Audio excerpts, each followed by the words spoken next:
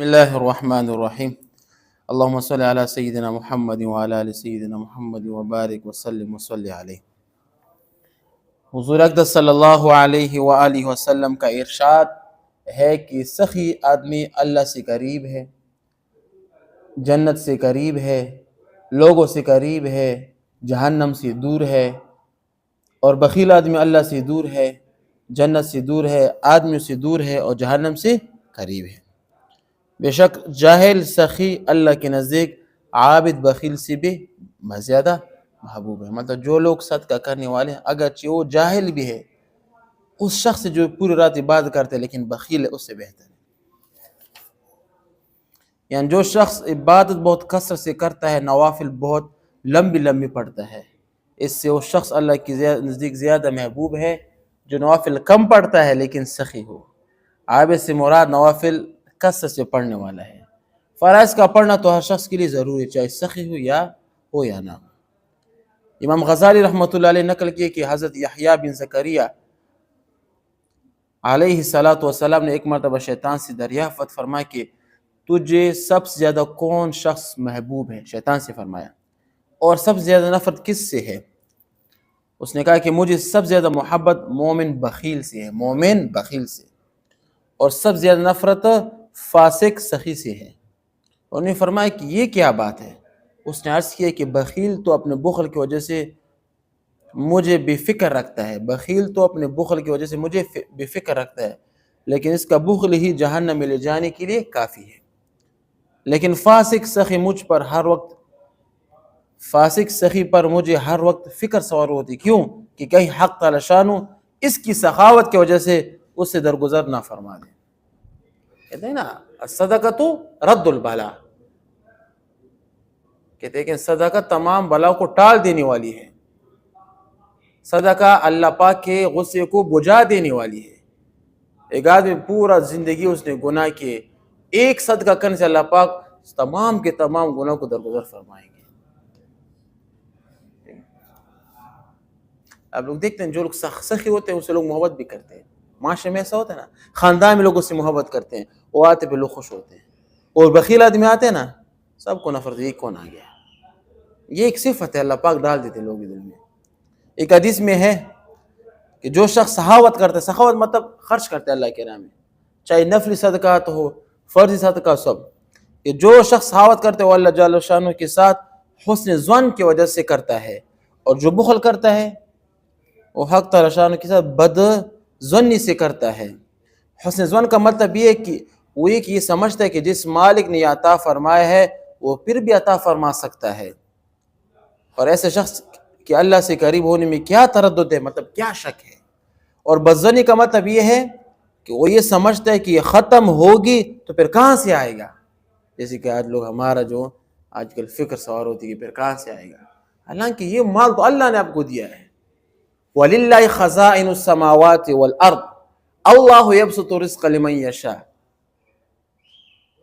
اللہ کے رزق دینے والا ہے، ٹھیک ہے نا۔ وَتُعِزُّ مَن تَشَاءُ وَتُذِلُّ مَن تَشَاءُ وَتَرْزُقُ مَن تَشَاءُ بِغَيْرِ حساب۔ اللہ پاک قرآن فرماتے کہ میں دینے والا ہوں۔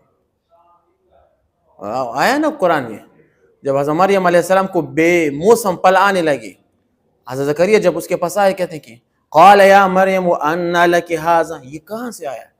مریم علیہ السلام کیا فرمایا؟ قالت هو من عند اللہ، یہ اللہ کی طرف سے آیا، ان اللہ یرزق من یشاء بغیر حساب۔ جب ان کو عطا کر سکتا تو ہمیں عطا نہیں کر سکتا، اور صرف فرق کیا ہے؟ ایمان کی، یقین کی، یہ کمزوری ہے بس۔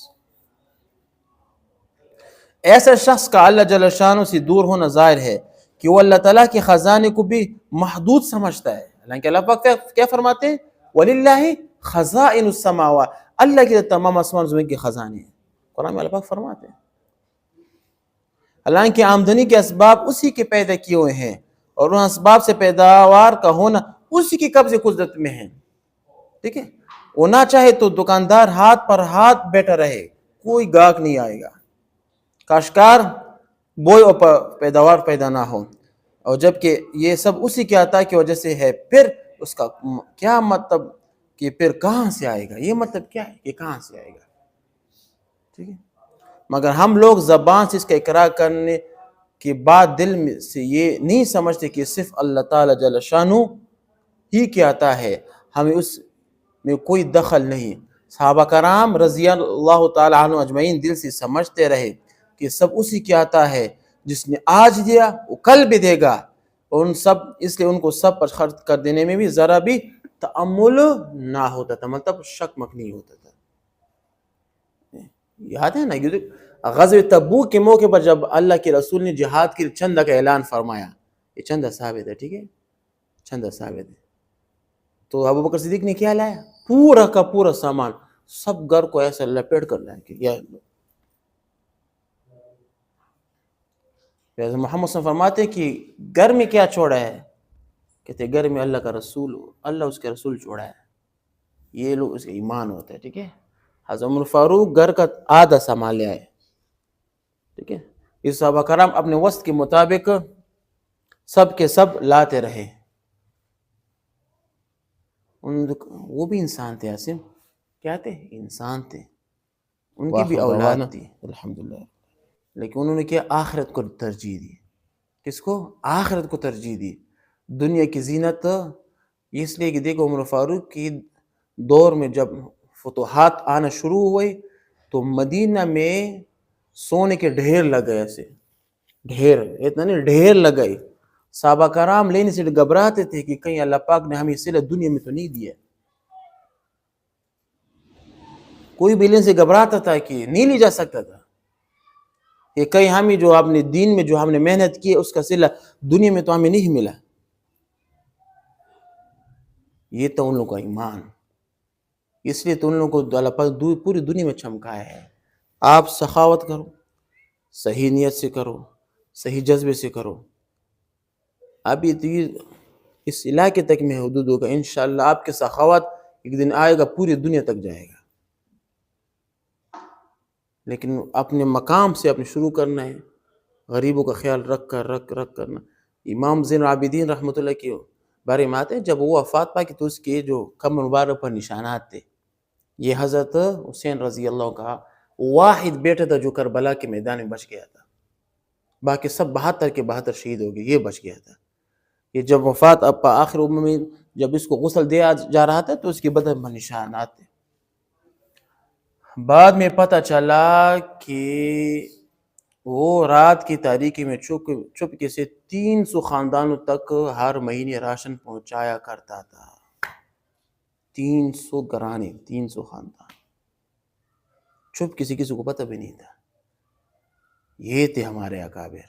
اسی پر آپ نے چلنا ہے، انشاءاللہ آپ سے دنیا میں اللہ بھی راضی ہوگا، قبر میں بھی، اور انشاءاللہ آخرت میں بھی اللہ پاک آپ سے راضی ہوگا. وآخر دعوانا ان الحمدللہ رب العالمین.